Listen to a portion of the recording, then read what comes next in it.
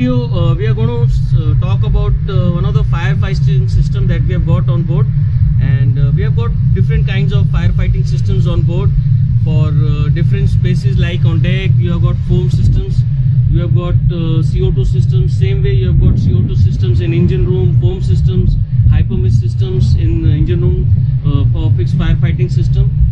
Previously, we used to have halon also, but only one specific kind of halon is allowed. That also very randomly you will find those gases being used. Mostly you will be finding CO2 or foam. So in today's video we are going to talk about CO2 system and CO2 system for engine room. So basically we are going to see how this CO2 system can be activated and what are its locations, some CO2 room and nozzles and other things we are going to see, and some regulations, what is the requirement for CO2 system. So if you have got CO2 system for firefighting in your engine room, fixed CO2 system, so the requirement as per FSS code is that you should have the CO2 system. If you have to calculate your CO2, how much CO2 is required. So for that purpose calculation, the CO2 should be calculated as per 0.56 metric cube per kg for calculation purpose. And how much CO2 you have to carry, it will depend. If you are excluding your funnel casing space, it should be 40%. If you are including your funnel casing space in your engine room, then it should be about 30% for this size of ship.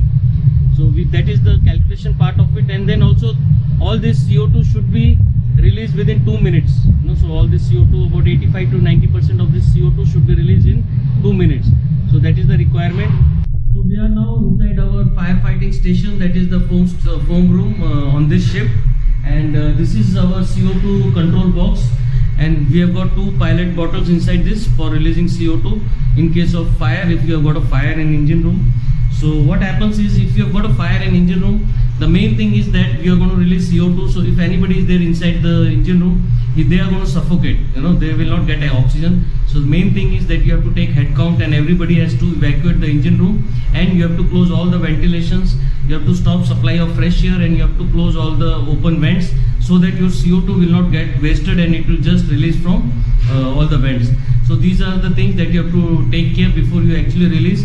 And releasing of this CO2 is normally authorized by the master and normally done by some senior engineer, normally chief engineers or maybe first engineer. So it is to be done by senior officers, and the instructions normally will be consulted with master and chief engineer. They will decide whether this equipment needs to be used or not, because this is your last resort. If you use one time this fixed CO2 system, you won't have another CO2 system as your backup. So before you use this system, you have to be sure that this is the only resort to fight the fire at that time. Now let's have a look in the system over here. So we can see in this instruction, so this is the foam and fire control station over here, and we are standing in this foam and fire room now, and we have got these pilot's bottles over here. So if there is a fire, you don't have to go into the CO2 room, you can come to the foam room. You will activate your pilot bottles, and they are going to activate all the CO2 cylinders. So they are going to activate the CO2 cylinders, and then this gas is going to go from here, and this will flood the engine room, and it's going to flood the engine room. So this is how the CO2 system works, and we have got instructions also. So this was a small brief about the CO2. So now to actually release the CO2, you have got a control box over here. You can see this is the control box. All the instructions are very nicely mentioned over here, and we will follow step by step. So basically what happens is, we have got 2 cylinders over here. We can see in this box we have got 2 cylinders. So if I open this box, there will be an alarm which will be raised in engine room and warning all the personnel that there is somebody is trying to activate the CO2 system. So everybody will evacuate. So I am not going to open this box. But whenever we open this box, you are going to get an alarm, that CO2 alarm in the engine room. So everybody will be aware that there is a CO2 being released, so they will evacuate the engine room. So we will open this box, and then we will make sure that all your vents closed, everything is closed, all head count is taken, everything is in order.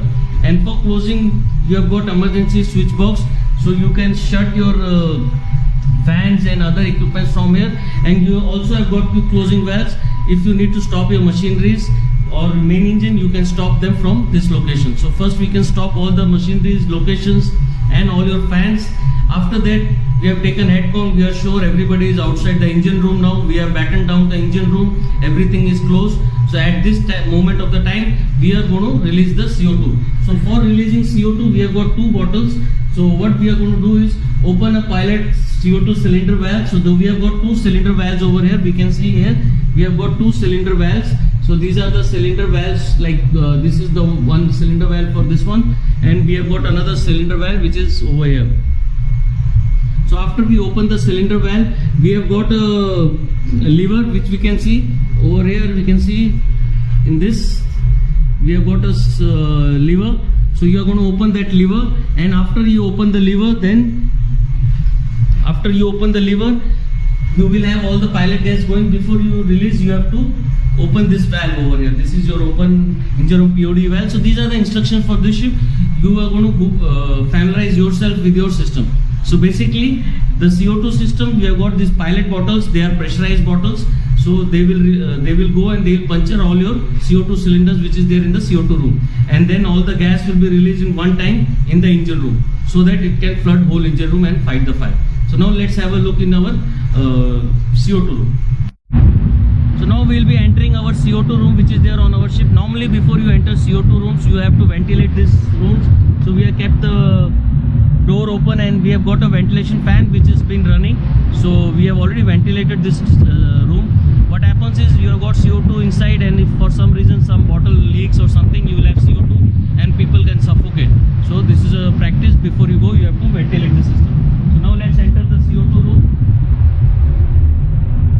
So this is our CO2 room. Inside our CO2 room, we have got a PA, and then we have got a fire call button. So all these are the equipment which are there, and this is how the CO2 bottles are being stacked. So let's have a look and let's see. So the total number of bottles that is required is already being calculated, and it is being kept. So these are the bottles. All the bottles are connected with the flexible hose. So all the bottles are connected to this with the flexible hose, and in case if you need to release manually, then you have to release each cylinder manually, from here. So this is how you will be releasing the cylinders. So we have got a lot of cylinders in this space.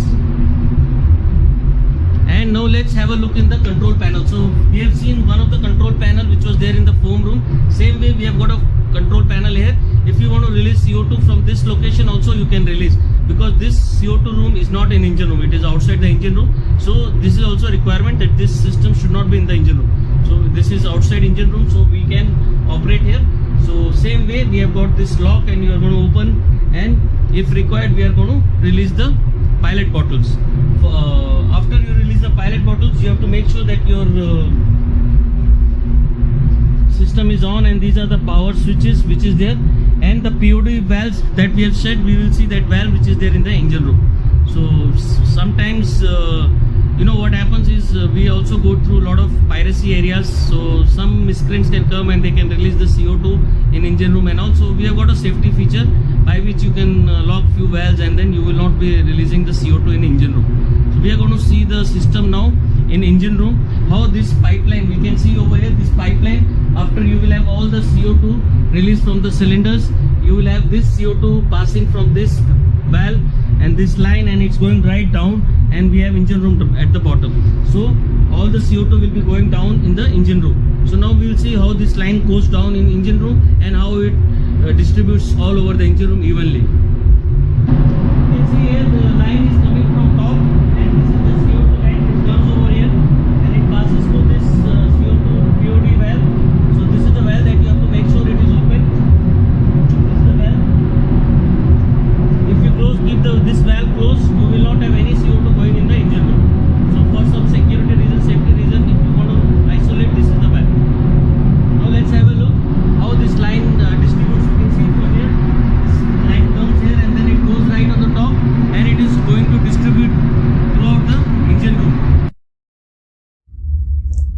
So the line is now come out from the ECR, and you can see this line is distributing throughout the engine room now. There are a lot of lines that we can see over here, but we are only talking about the CO2 line over here. All the nozzles of CO2 release is red color nozzles. In between we can see some blue color nozzles. Those nozzles are for hypermist. This is the line, and this is the CO2 over here for SCR. And now let's see the another CO2 nozzle, which is very close to service air compressor.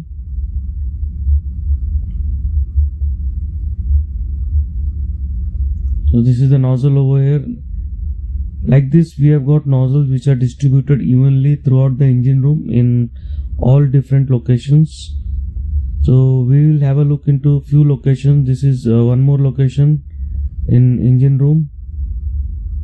So this is also, all the nozzles are red colored so as to differentiate them from hypermist nozzles. Now let's go down to the second platform in engine room and have a look.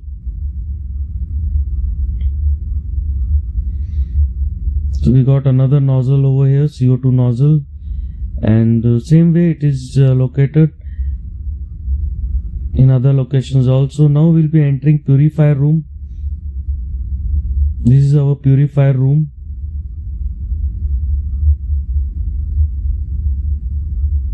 So over here we can see the CO2 alarm. So when you have got, you will be opening the box of CO2, before releasing you will have an alarm. So this is the alarm and light, and this is the nozzle in purifier room, and the blue color nozzle we saw, that is for hypermist. Same way we have got an CO2 alarm over here. So whenever we are going to open the box for remote release CO2, you will have this alarm being raised in engine room throughout.